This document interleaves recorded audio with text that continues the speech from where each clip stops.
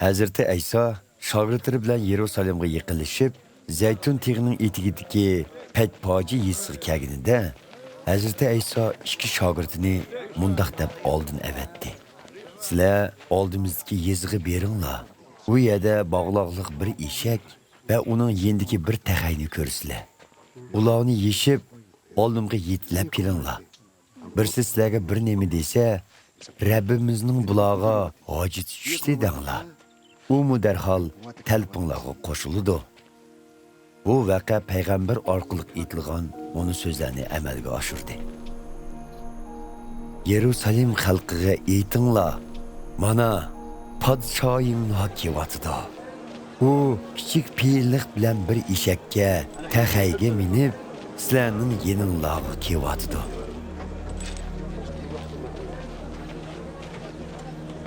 Yilqi ikki shogird berib, Hazreti İsa'nın degini qildi.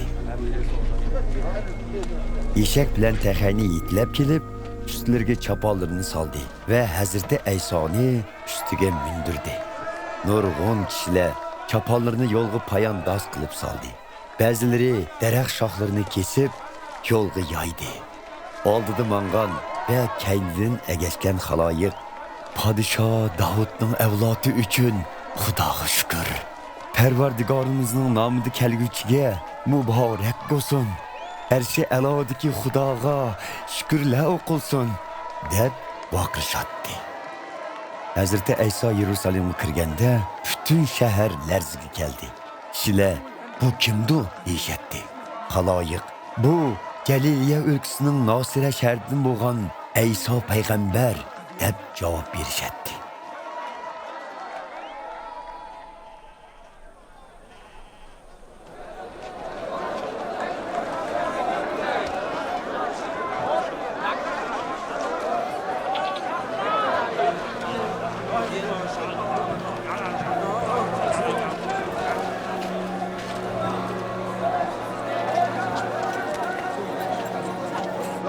Hazreti İsa merkezi ibadetxona hovlilariga kirib,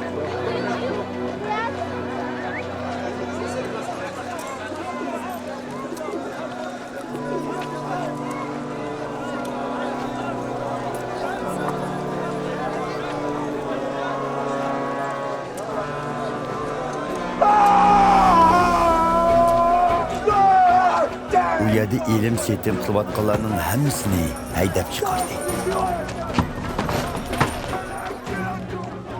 Pul tegiz şığallarının şirələrini və kəptar satqıçılarının orunduqlarını örüyütüb ulağa.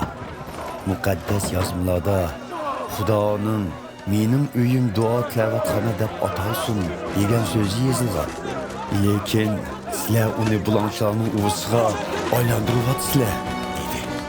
Hazreti İsa ibadetxana hovlilarida oldiga ilib kelingan qarg'u və to'qirlarni saqaytdi. Lekin oliy ruhaniylar bilan Tavrat ustozlari uning yaratgan mo'jizalarini va ibodatxonada Podshoh Davudning avlodi uchun Xudoga shukr deb tug'ilgan bolalarni ko'rib g'azablandi. Ular Hazreti İsa'dan bu bolalarning nima davatganligini anglayotamsan deb so'radi. Anglayapman, dedi Hazreti İsa.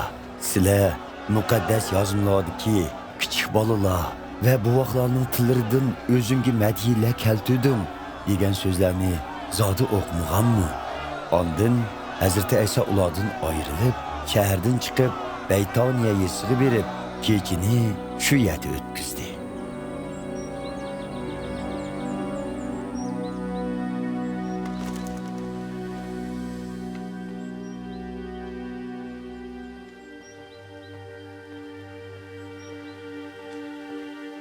Etsi etiganda Hazreti İsa shaharga qaytib ketayotganda, qo'shiq ichib ketgan edi.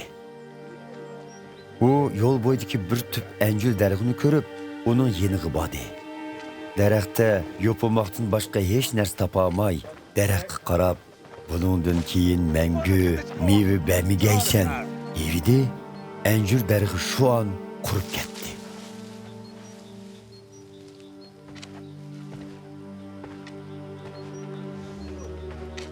Buni ko'rgan shogirdlar hayron bo'lib, Anjul darig'i qandoqcha birdilla qurib ketdi deb so'radi. Hazreti İsa ularga mundaq javob qaytardi. Bilib qo'yinglarki, agar qilchi gumonlanmay Xudoga ishonsanglar, men anjur darg'i qilganni sizlarmi qila olasizlar. Hatto bu toqqa qo'zg'al, dengizga tashlan desanglarmi, deganinglar ijobat bo'ladi. Ishonchinglar bo'lsa, duo bilan tilgan har qanday narsaga erishsizlar.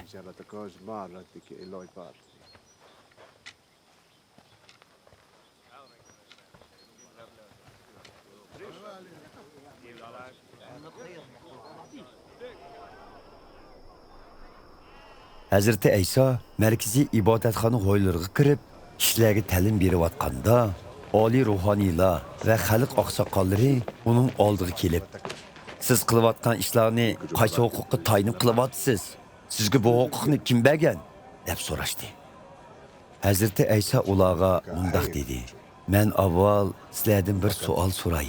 Agar sizlar javob bersanglar, men bu ishlarni qaysi huquqqa tayanib qilayotganligimni aytib beraman. Yahyo payg'ambarga ko'mildirish huquqini kim bergan? Xudomi yoki insonlarmi?" Ular o'zaro munozara qilishga boshlab, agar Xudo bergan desak, u bundaqda sizlar nima uchun Yahyoga ishonmadinglar deydi.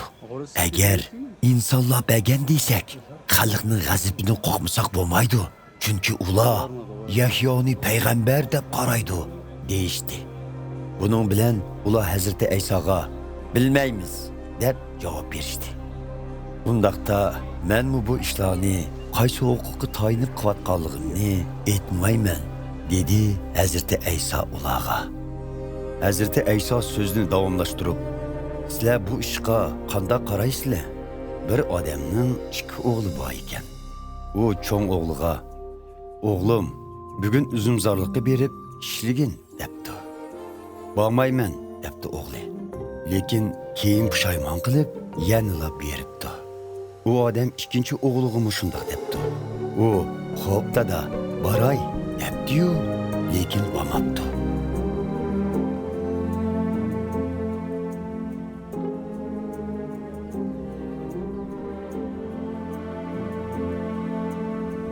Bu ikkilarning qaysisi otasining buyrug'ini o'rinlagan bo'ladi? "Cho'ng o'g'li" deb javob berdi ular. Hazreti İsa ularga mundaq dedi: "Bilib qo'yinglarki, insofsiz bajirlar bilan poyishlar Xudoning podshohligiga sizlardan burun kirdi. Chunki garchi Yahyo payg'ambar sizlarga haqqoniyat yo'lini ko'rsatgili kelgan bo'lsa-mu, sizlar uningga ishonmadinglar. Lekin bajirlar bilan poyishlar uningga ishondi. Sizlar buni ko'rib turib, gunohinglarga tavba qilib, uningga ishonmadinglar."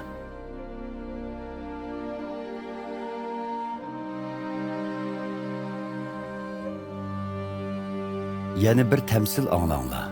Bir yer egisi bir uzumzorlik barpo qilib, atrofini chitlabdi. Musallas ishlash uchun uzumzorlikqa bir ko'lchak qozdiribdi va bir ko'satxona yostibdi. Keyin uzumzorlikni ijaraga berib, o'zi yiroq bir yerga ketibdi. Üzüm uzish vaqti kelganda, o'ziga tegishli hosilni akilishi uchun qullarini ijorakashlarning yeniga avatibdi. Lekin ijorakashlar qullarni tutib elib, birini dumbalabdi, birini o'ltirib yetibdi, yana birini chomi kesak qilibdi. Yer egisi bu ketim oldingidanmi ko'p qullarni avatibdi. Biroq ijorakashlar ularga shundoq muomala qilibdi. Oxirda yer egisi o'g'limni hurmat qila deb uni avatibdi.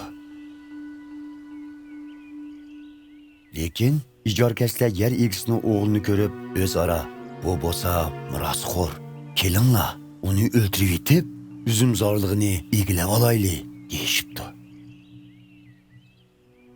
Shunda qilib, uni tutib uzumzorlikning sirtiga so'rab ochiqib, o'ltirib yetibdi. Bundaq ahvolda uzumzorlikning xo'jayini kelsa, ijorakashlarni qanday qiladi? Ular Hazreti İsa'ga bu vahşiy odamlarni qo'rqinchli shaklda yo'qitdi. Uzumzorlikni bo'lsa ijarasini o'z vaqti topshirgan kishilarga ijaraga berdi deb javob berishdi. Hazrati Aysa ulardan so'radi: Zaburdagi bunu so'zlarni zodi o'qimaganmidinglar? Tomchilar tashlayotgan tosh qurilishning ul teshi bo'lib qoldi.